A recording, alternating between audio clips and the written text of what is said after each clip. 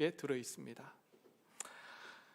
이제 지난주에 이어서 선한 사마리아인의 비유에 대해서 우리가 같이 살펴보고자 합니다. 지난주에 말씀을 드렸듯이 이 율법학자가 예수님을 찾아왔고 율법 교사가 예수님께 질문을 던집니다. 그 질문이 첫 번째 질문이 잘못되었다고 말씀을 드렸습니다. 그 첫 번째 질문이 무엇이었냐 하면 바로 내가 무엇을 하여야 영생을 얻으리까? 라고 하는 질문이었습니다. 무엇을 해야 영생을 얻는 것이 아닙니다. 우리가 영생을 얻는 것, 우리가 구원을 받는 것은 오직 하나님의 은혜로, 우리가 예수 그리스도를 믿음으로 우리가 구원을 얻습니다. 이 사실은 영원 불변합니다. 그러기에 이 율법학자는 예수님께 내가 어떻게 해야 구원을 얻을 수 있습니까? 라고 질문을 해야 했습니다. 그런 잘못된 질문에 예수님께서 그의 잘못된 질문을 다시 질문을 던지시며 바로 잡아가시는 모습을 살펴보았습니다. 예수님께서 율법에 무엇이라 기록됐느냐, 그리고 너는 어떻게 그것을 읽느냐라고 물었을 때 이 율법학자가 마음을 다하고 목숨을 다하여 힘을 다하여 내 뜻을 다하여 주 너희 하나님을 사랑하고 또한 내 이웃을 내 자신같이 사랑하라 라는 말씀으로 대답을 합니다. 그러자 예수님께서 내 대답이 옳도다, 이를 행하라 라고 하십니다. 그러면 살리라. 이 말씀을 듣더니 율법학자가 두 번째 질문을 던집니다. 오늘 이제 함께 나누고자 하는 말씀인데요. 두 번째 질문이 뭐냐면 바로 그러면 내 이웃이 누구입니까? 라고 질문을 던집니다. 여러분, 이 질문이 잘못된 것 같습니까? 아니면 문제가 없어 보이십니까? 우리가 항상 내 이웃을 사랑하라고 하면 우리가 생각하는 그 질문, 그럼 내 이웃은 도대체 누구지? 라고 하는 질문을 우리는 항상 합니다. 그리고 그 이웃이 정해지면 그 이웃을 도우려고 합니다. 근데 이 질문이 잘못됐습니다. 오늘 이 율법학자를 통해서 우리가 정말 이웃을 사랑하라고 할 때 우리는 어떤 질문을 던져야 하는지 함께 살펴보기를 소원합니다. 이 질문이 잘못된 이유는 첫 번째, 의도가 잘못되었습니다.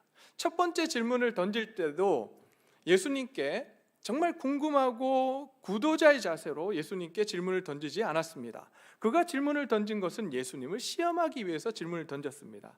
그렇다면 두 번째 예수님께 질문을 던진 이 율법학자는 무엇 때문에 두 번째 질문을 던졌다라고 성경은 기록하고 있습니까? 성경에 뭐라고 나오죠? 두 번째 질문을 왜 던졌습니까? 네, 29절 말씀을 보게 되면 그 사람이 뭐 하려고요? 자기를 옳게 보이려고 질문을 던집니다.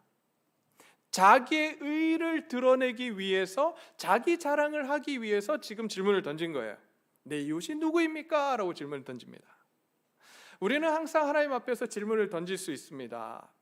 그러나 우리 자신을 드러내고 누군가를 시험하기 위해서 질문해서는 안 됩니다. 오히려 하나님 앞에서 우리 자신들의 정말 하나님의 말씀이 어떤 뜻을 가지고 있는지, 또 하나님께서 말씀하신 것은 무엇인지를 알기 위해서 우리는 질문을 던져야 합니다. 근데 오늘 이 율법학자는 그렇지 않습니다. 예수님을 시험하려고 질문 던지고 두 번째로는 자기를 옳게 보이려고 질문을 던집니다. 그렇게 질문을 던지면 이 사람의 마음속에는 이런 계획이 있었던 것 같아요. 질문을 던지면 내 이웃을 사랑하라고 했으니 바로 주위에 있는 사람들이다. 그러면 이 율법학자는 그 주위에 있는 사람들을 도왔겠습니까? 안 도왔겠습니까? 당연히 도왔겠죠.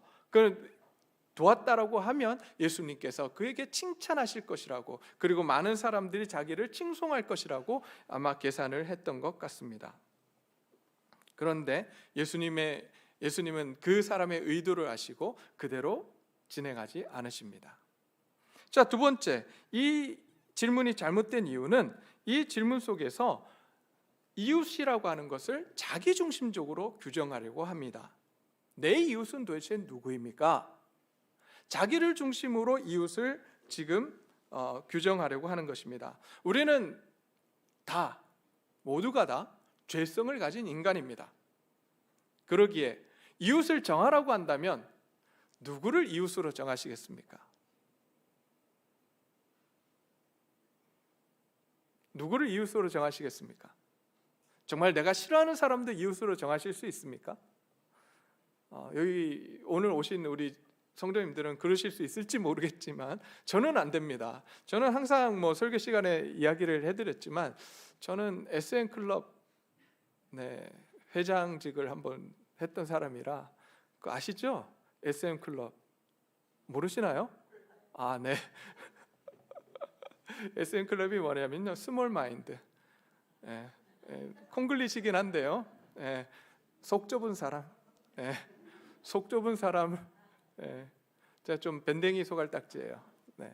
그래서 내가 싫은 사람을 이웃으로 규정을 하고 그를 돕는 것이 쉽지 않더라고요. 왜냐하면 우리가 죄성을 가지고 있기 때문에. 내가 좋아하는 사람은 그가 이웃이 될 수 있습니다. 그러나 내가 싫어하는 사람은 이웃으로 삼기가 너무나도 힘들어요. 그래서 우리는 이웃을 사랑하라고 하면 우리는 이웃을 규정합니다. 내가 좋아하는 사람, 나하고 친한 사람, 그 사람들 도와야 돼. 오늘 하나님께서는 그렇게 말씀 안 하십니다. 너 중심적으로 이웃을 찾지 말고 정말 하나님이 원하시는 이웃이 누구인지 찾아가라고 말씀을 하십니다. 자, 이렇게 자기 자신의 의의를 드러내기 위해서 내 이웃은 누굽니까? 라고 이야기하자 우리가 알고 있는 선한 사마리아인의 비유를 예수님께서 이 율법학자에게 말씀을 하십니다. 다 아시니까 잠깐 요약만 하고 넘어가겠습니다. 예루살렘에서 여리고로 내려가던 중에 한 사람이 강도들을 만납니다. 그 강도를 만나서 모든 것을 뺏기고 이제 맞아서 거의 죽게 되었습니다. 그 죽게 된 사람을 내버려 두고 강도들이 가버렸습니다. 그러자 한 제사장이 그 길로 내려오다가 그 사람을 발견하게 됩니다. 그런데 이 제사장이 그냥 지나칩니다. 두 번째 사람이 그 길을 지나갔는데 그 사람이 레위인이었어요.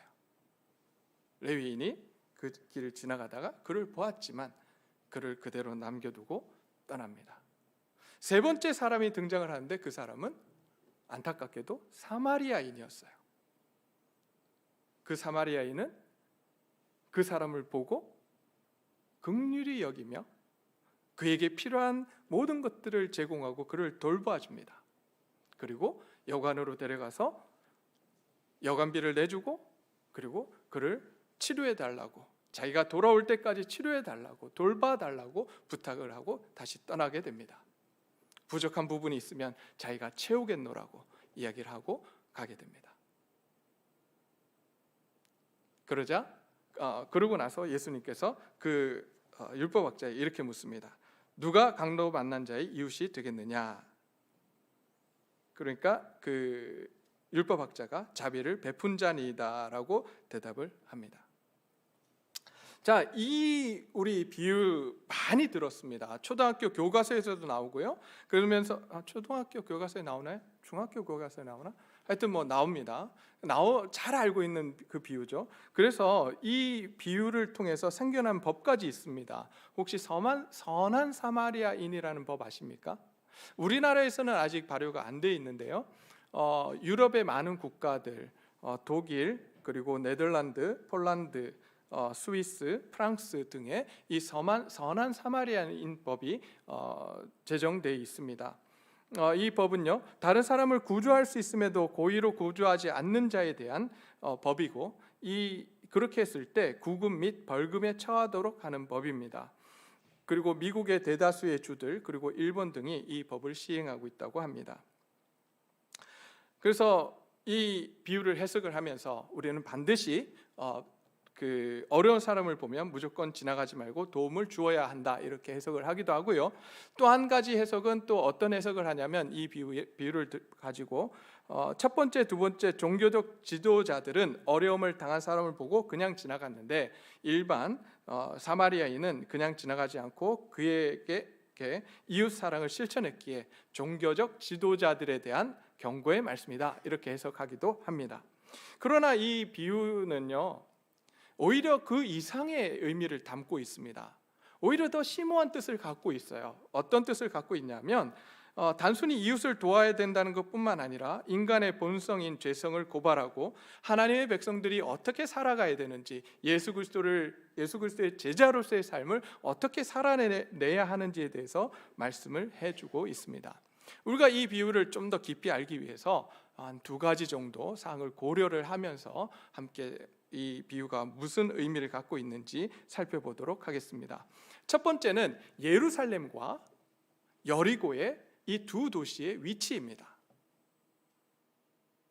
이 두 도시의 위치에 대해서 혹시 생각해 보신 적 있으십니까? 자, 예루살렘과 여리고라고 하는 특별한 그 지역을 이 비유에서 사용을 하고 있습니다. 자, 여리고는 휴양지였습니다. 그리고 예루살렘은 성전이 있는 곳이고, 그리고 유대 이스라엘의 수도였습니다. 그런데 지리학적으로 좀 참 재미있었는데요. 이 두 도시가 거리가 어느 정도 됐냐면 대략 한 30km 정도 떨어져 있다고 해요.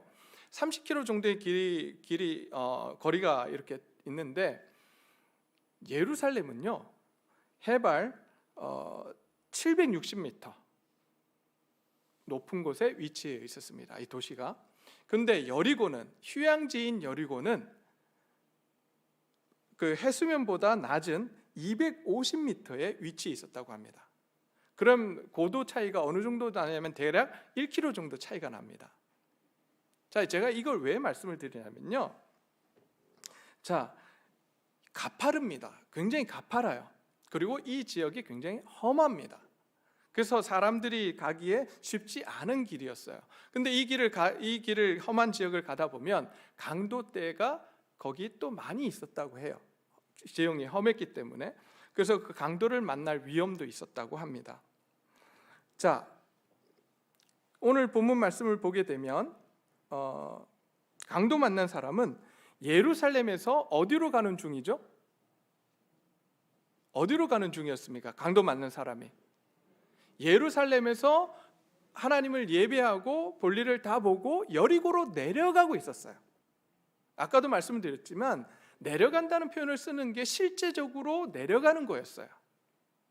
자, 예루살렘에서 여리고로 내려가는 중에 강도를 만납니다.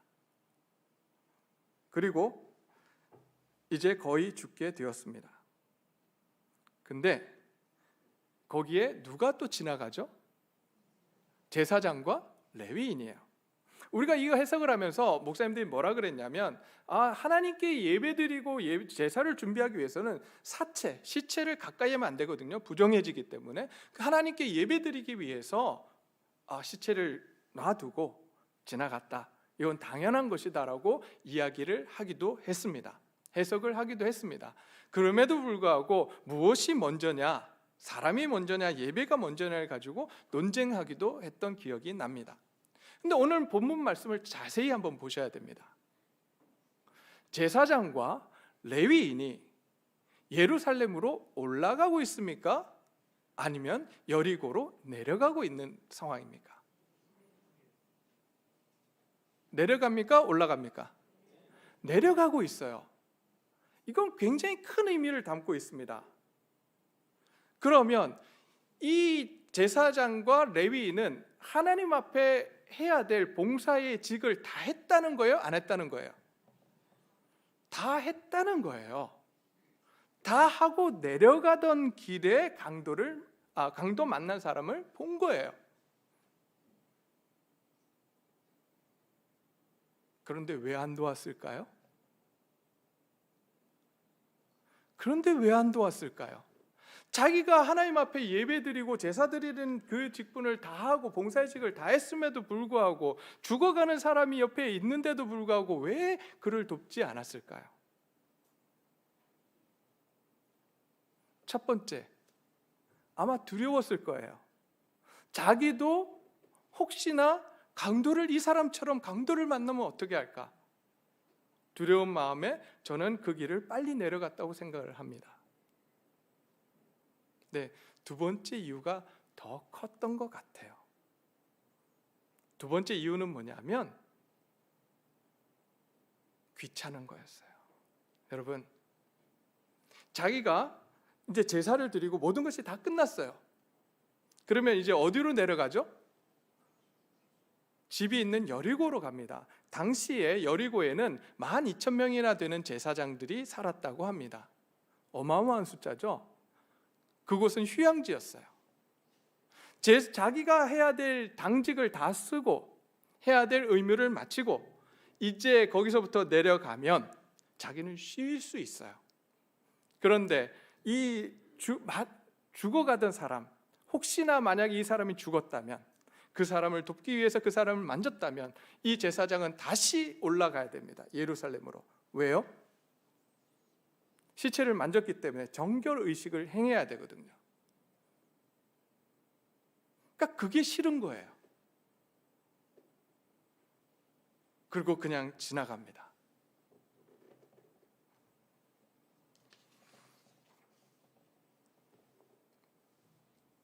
이 사람을 돌볼 수 있음에도 불구하고 자기의 귀찮음과 번잡스러운 것을 싫어해서 그냥 그 사람을, 다친 사람을 모른 척하고 지나갔던 이 사람을 볼 수 있습니다. 저는 이 말씀을 보면서 우리는 어떠한가? 저와 여러분은 어떻습니까? 일이 먼저입니까? 아니면 하나님의 형상을 지닌 사람이 먼저입니까? 내 편의 위주로 모든 것을 결정하고 판단합니까? 아니면 하나님의 마음과 뜻을 가지고 판단합니까? 하나님의 형상을 회복하고 하나님의 마음을 가졌다면 우리는 일보다는 사람에게, 하나님의 형상을 가진 사람을 우선시해야 합니다. 또한 나 하나 잘 살자고 믿음 생활해서는 안 됩니다. 나와 우리를 넘어서서 우리의 도움이 필요한 사람들에게 나아가야 합니다. 비록 우리의 삶이 번잡스러워진다 할지라도, 귀찮아진다 할지라도 우리는 우리 이웃을 향해 우리의 손을 내밀어 그들의 손을 잡아주어야 하는 것입니다. 이것이 진정 하나님께서 원하시는 이웃 사랑입니다. 그냥 나 편한 때, 내가 평안할 때 돕는 것이 아니라 내가 힘들고 어려울 때, 그럼에도 불구하고 내 삶이 어려워진다 하더라도 그것을 해야 하는 것, 그것이 바로 이웃 사랑인 것입니다. 자, 이제 그 사람들이 내려가고 어떤 사마리아 사람이 등장을 합니다. 우리가 사마리아 사람 그러면 우리가 몇 가지 생각을 해봐야 될 게 있습니다. 계속해서 말씀을 드렸지만 사마리아인들하고 유대인들하고 굉장히 사이가 안 좋았습니다. 그 역사적인 이유를 잠깐 설명을 하고 넘어가도록 하겠습니다. 원래는 한 왕국이었습니다. 통일 왕국이었죠. 통일 왕국 시대에 왕이 3명이 있었습니다. 혹시 기억이 나시는지 모르겠지만 사울과 다윗과 솔로몬입니다. 솔로몬 이후에 남왕국과 북왕국으로 나뉘어지게 됩니다. 그리고 나서 이 두 왕국이 722년에 북왕국이 먼저 망하고 586년에 남유다가 왕국이 망하게 됩니다. 근데 722년에 북왕국이 망했는데 누구에 의해서 망하게 되냐면 아수르에 의해서 망하게 됩니다. 근데 이 아수르는요 굉장히 잔인한 민족이었어요. 그리고 그 아수르 민족이 그 정복을 해 나가면서 폈던 정책이 뭐냐면 민족 말살 정책이었습니다. 그래서 민족들을 어떻게 했냐면 이주를 시켜요. 거기 살던 그 유대인들을, 그 민족들을 다른 데로 이주를 시키고 다른 데 있던 민족들 이곳으로 보냅니다. 그래서 혼합 정책을 썼어요. 그래서 민족의 정체성을 잃어버리도록 하는 그 정책을 강제적으로 폈습니다. 그러기에 722년에 망한 북왕국 이스라엘은요, 하나님께서 이방 사람들과 결혼하지 말라라고 한 그 상황들이 지켜지지 못하고 혼혈이 되는 그러한 상황으로 들어갔습니다. 근데 586년에 유다가 망합니다. 유다는 바벨론에 의해서 망하거든요. 근데 바벨론은 아수르하고는 굉장히 다른 그 나라였습니다. 이 사람들은 오히려 자기네들이 정복한 나라의 문화와 민족들을 존중해 주었습니다. 그러기에 남유다는 남왕국은 그대로 그 자신들을 유지할 수 있었습니다. 상황이 어느 정도 정리가 되었습니다. 포로 생활에서 돌아왔습니다. 이제 유다 왕국을 다시 한번 건설하려고 합니다. 그랬더니 봤더니 북왕국 사람들은 혼혈이 되어 있고 자기 자신들은 그냥 순수 혈통으로 있는 거예요. 그럼에도 불구하고 이 유다 사람들이 사마리아 사람들을 품어냈어야 됐는데 이 사람들이 뭐라 그러냐면, 야, 우리는 니네하고 같이 할 수 없다. 왜? 너희들은 벌써 혼혈이 됐기 때문에 우리와 함께 할 수 없다라고 이야기하면서 그들을 쫓아냅니다. 그리고 선을 긋습니다. 그리고 그들을 이방인 취급을 했습니다. 마치 개돼지 취급하듯이 그들을 취급했던 것입니다. 그러자 이 둘 사이에는 굉장히 사이가 나쁘게 되었습니다. 그래서 유대인들은 사마리아 땅에 들어가지도 않았고, 만약에 사마리아 사람들하고 같이 밥을 먹게 되면 정결의식을 행했던 그러한 모습을 보였습니다. 심지어 사마리아 땅에 들어갔다 나오면 먼지를 털어버리고 들어가려고 하지조차 않았습니다. 이런 상황들 속에서 예수님께서 비유를 말씀하시며 세 그룹의 사람들을 등장을 시킵니다. 근데 이 세 그룹을 등장시키는 이런 그 비유는요, 이 당시에 굉장히 많이 행해졌다고 합니다. 그래서 첫 번째 제사장 그룹, 두 번째 레위 그룹, 세 번째는 누가 등장했을까요? 일반적으로 바리새인이에요. 율법학자가 등장을 합니다. 다른 비유에서는요, 그 당시 비유 속에서 이렇게 세 그룹이 등장을 해서 바리새인들이 높아지는 이런 비유들이 굉장히 많이 그 당시 유행했다고 하는데, 예수님께서 제사장, 레위인을 등장시켰습니다. 그러면 이 율법학자 입장에서는 세 번째 그룹에서 누가 나올 거라고 예상했겠어요? 율법학자, 바리새인들이 등장할 거라고 당연히 생각했을 겁니다. 그리고 자기 자신들은 그 사람을 도왔다라고 예수님께서 이야기하시고 그를 칭찬하실 것이라고 믿었어요. 생각했습니다. 그런데 갑자기 사마리아인을 등장을 시킵니다. 자기 자신들이 하지 못했던, 앞에서 이야기했던 제사장과 레위인이 하지 못한 이웃사랑을 누가 실천한다고 말씀하시냐면 바로 사마리아인이 그 일을 실천했다고 이야기합니다. 여러분, 이 이야기를 들었을 때 율법학자가 느꼈을 감정이 어땠을까요? 아까도 말씀을 드렸지만 유대인들은 사마리아인을 어떻게 취급했다고요? 이방인 취급하고 개돼지 취급했습니다. 근데 그 사람이 하나님의 명령을 따라서 이웃을 사랑했다라고 예수님께서 말씀하실 때 이 사람은 굉장히 자존심 상했을 거예요. 말도 안 되는 비유를 하십니까? 이렇게 생각하고 있었을 거예요. 그때 예수님께서 물으시죠. 뭐라고 물으시냐면, 누가 강도 만난 자의 이웃이 되었느냐? 그랬더니 율법학자가 뭐라 그럽니까? 자비를 베푼 자니이다. 원래 대답은 뭐라고 해야 돼요? 원래 대답을 한다면, 자 보세요. 첫 번째 제사장, 두 번째 레위인, 세 번째 사마리아인이에요. 그런데 그 율법학자의 대답이 뭐라고 합니까? 자비를 베푼 자니이다. 왜 이렇게 대답했을까요? 사마리아인을 입에도 담기 싫은 거예요. 그러니까 그냥 자비를 베푼 자입니다라고 이야기해버리는 거예요.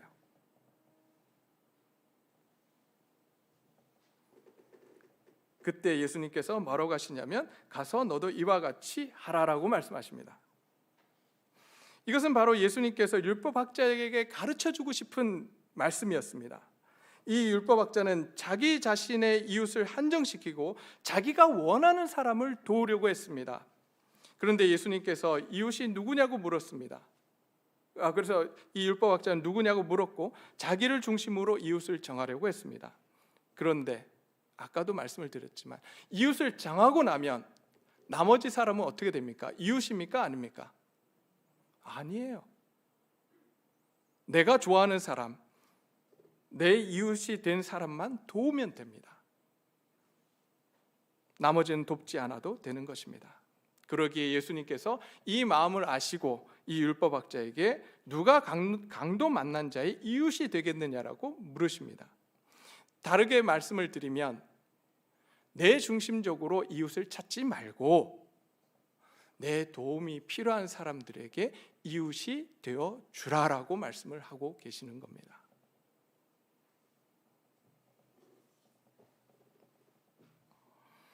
유대인들에게 이웃은 자기 동족만이 이웃이었습니다. 죄인들은 이웃이 될 수 없었고 이방인들은 이웃이 될 수 없었습니다. 그러나 예수님께서 율법학자에게 이렇게 말씀하십니다. 너의 이웃에 대한 전통과 생각의 틀을 깨고 나와서 진정으로 하나님이 원하시는 이웃을 사랑하라고 말씀을 하십니다. 진정한 이웃이란 누구입니까? 내가 좋아하는 사람입니까? 내가 사랑하고 싶은 사람입니까? 그렇지 않습니다. 하나님의 은혜와 사랑이 필요한 모든 자들에게 찾아가서 이웃이 되어주라고 오늘 말씀을 하고 있는 것입니다. 그런데 이렇게 살아내신 분이 계십니다. 이렇게 도움이 필요한 사람을 찾아가셔서 실제로 돕고 위로하시고 치유하신 분이 계셨습니다. 그분이 누구시죠? 예수님이세요. 이 말씀은 뭘 이야기하고 있냐면 너희도 나처럼 예수님처럼 이웃을 사랑하라고 하는 거예요.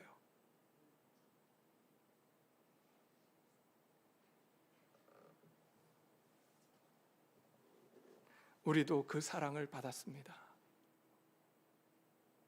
예수님으로부터 사랑받을 수 없는 사람임에도 불구하고 은혜 받을 수 없는 사람임에도 불구하고 그 사랑을 우리가 부여받았습니다. 그 사랑이 저와 여러분들 마음속에 흘러 넘치기를 원합니다. 그래서 정말 아무도 사랑하지 않는 그 사람들을 우리가 품어낼 수 있는 교회가 되기를 소원합니다. 그렇게 이웃을 사랑하는데 필요한 것이 있습니다. 그냥 되지 않습니다. 오늘 본문 말씀을 보면 사마리아인에게 그 모습이 있었습니다. 그것은 무엇이냐면 33절에 어떤 사마리아 사람은 여행하는 중 거기에 이르러 그를 보고 뭐 했다고요? 불쌍히 여겼습니다.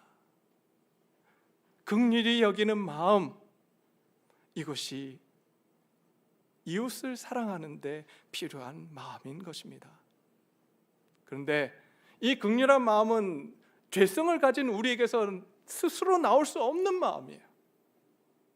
자기중심적으로 살아가는 우리에게 있을 수 없는 마음입니다. 이 마음은 어디서부터 오는 것이냐면 예수 그리스도를 믿고 구원받은 자들, 성령이 우리 안에 계신 우리에게 나타나는 마음이에요. 사실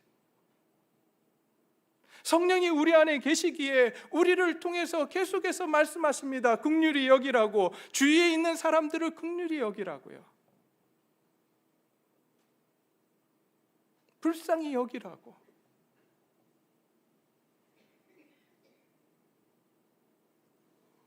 이것은 그냥 주어지지 않습니다. 예수 그리스도인들에게 주어지는 마음입니다. 이 긍휼한 마음은 주위 사람들의 마음 환경과 어려운 처지를 공감하는 능력입니다. 그런데 오늘날 그리스도인들에게 이 긍휼함과 이 공감하는 능력이 사라지고 있습니다. 오히려 나만 생각하고 나만 잘 되면 된다고 살아갑니다. 그렇지 않습니다. 하나님께서 우리를 구원하신 이유는 우리를 통해서 내 주위에 있는 많은 사람들을 긍휼히 여기고 그들을 향해 내가 받은 하나님의 사랑과 은혜를 나누어 주라고 우리를 부르셨습니다. 우리에게 그 사랑과 은혜를 나누어 주셨습니다. 우리가 이제 그 삶을 살아가기를 소원합니다. 하나님이 주신 그 마음을 가지고, 긍휼히 여기는 마음을 가지고, 남의 어려운 환경을 보며 공감하는 마음을 가지고 그 아픔을 공감하며 우리가 나아가기를 소원합니다. 여러분, 우리가 그 공감하고 긍휼히 여기는 마음이 우리에게서 사라질 때 우리의 모습이 어떤 줄 아십니까? 남을 판단합니다.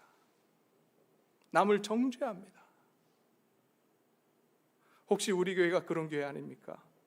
판단하고 정죄하며 그런 교회 아닙니까? 저는 아니라고 믿습니다. 오히려 저희 교회는 하나님의 사랑과 은혜가 그리고 주의 긍휼하심이 풍성한 교회 되기를 소원합니다. 서로를 돌아보며 아파하는 그 마음을 상황들을 보며 공감하고 함께 슬퍼하고 함께 웃을 수 있는 그러한 하나님의 교회 되기를 소원합니다.